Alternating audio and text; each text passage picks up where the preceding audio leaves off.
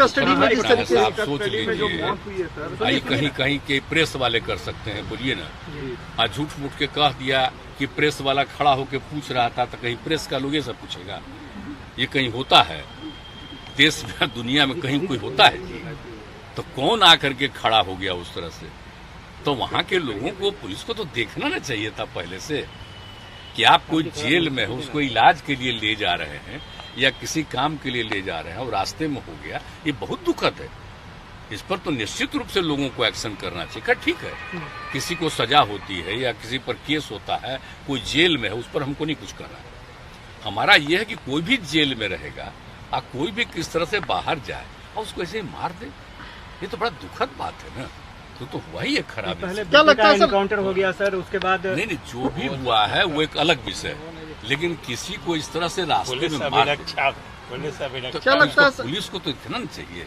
अब आप जानते हैं, हम लोग नहीं करवाते हैं, कोई भी जो जाता है जाकर के जो है जेल में और उसको भेजा जाता है कहीं कोर्ट में या कहीं भी, तो देखता नहीं है, रहता नहीं है उसकी सुरक्षा के लिए। ये तो रहना ही चाहिए। ये तो बड़ा दुखद। तो क्या लगता है लॉ एंड ऑर्डर का प्रॉब्लम है यूपी में, पूरे प्रदेश में? अब उनको सोचना चाहिए, वहाँ की सरकार को सोचना चाहिए कि इस तरह की घटना होती है तो सोचना बहुत चाहिए।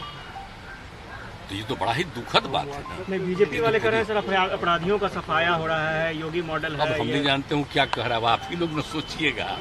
आप सोचिए इस तरह से होता है, अपराधियों का सफाया मैंने मार दीजिए उसको, ये कोई तरीका है? इसका मतलब जो जेल में जाएगा तो उसको मार दीजिए, ऐसा कोई नियम है? आप बताइए तो। अरे तो कोर्ट न फैसला करता है कि अगर किसी को ये भी सजा होती है कि उसको फांसी की सजा होगी, फांसी हो जाती है, लेकिन बाकी को कोई साल तक का होता है, कितने तक का होता है सजा।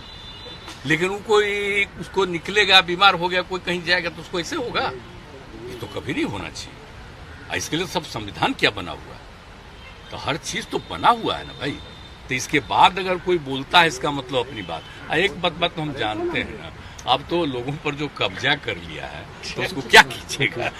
कोई बात कोई ठीक से तो उल्टा उल्टा का बात है। लेकिन हम जो आज बोल दिए हैं, ये हमारे सब अधिकारीगण, चीफ सेक्रेटरी से लेकर के, आप से लेकर के, सब लोग बैठ करके आपको पूरा जो आज हमने बता दिया है, उसी के आधार पर सब जगह नोटिस चला जाएगा, एक एक जिले को चला जाएगा और शुरू से लेकर के अब तक का सबको जो हम लोग करेंगे उसके लिए।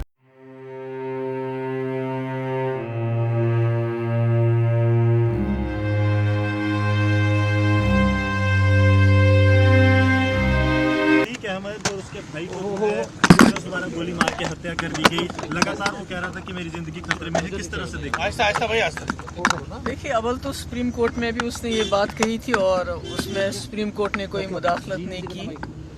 हम ये जानते हैं कि जो अतीक अहमद है कोई फरिश्ता सीरत इंसान नहीं थे वो, मगर पुलिस की कस्टडी में जिस तरह से उनकी हलाकत हुई, लगता है कि यूपी में जंगल राज है।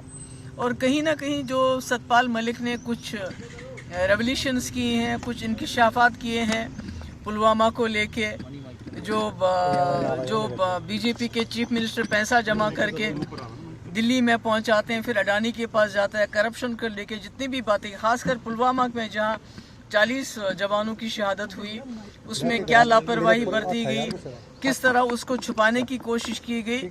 मुझे लगता है कहीं ना कहीं इन चीज़ों से ध्यान हटाने के लिए भी ये जो अतीक अहमद और उसके भाई को जो गोली मार के पुलिस की हिरासत में हलाक किया गया, ये उसी कड़ी का एक हिस्सा है, ध्यान हटाने के लिए। वही अतीक हत्याकांड मामले में बिहार के डिप्टी सीएम तेजस्वी यादव का भी बयान सामने आया है। तेजस्वी यादव ने कहा कि यूपी में अतीक का नहीं, कानून का जनाजा निकला है। तेजस्वी ने कहा कि अतीक की हत्या स्क्रिप्टेड है, यह सब कुछ सस्ती लोकप्रियता पाने के लिए किया गया है। जो लोग भी अपराधी हैं या अपराध है, अपराध या अपराधी से हम लोगों को या मेरे को खासकर कोई सहानुभूति नहीं है। लेकिन इस देश में कानून है और अगर अपराध का खात्मा होना चाहिए तो उसके लिए कानून और संविधान है, कोर्ट है, इसके जरिए होता है। हमने इस देश में देखा है कि प्रधानमंत्री की भी हत्यारों का ट्रायल हुआ और सजा मिली।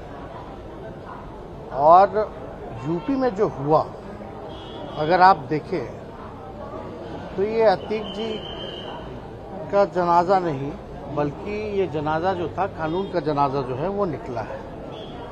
और हम आपको बता दें कि यूपी जो है कोर्ट में, यूपी जो है पुलिस कस्टडी में सबसे ज़्यादा अगर हत्या हुई है तो यूपी में हुआ है। पुलिस कस्टडी में अगर कोई हत्या हुई है तो यूपी में हुआ है।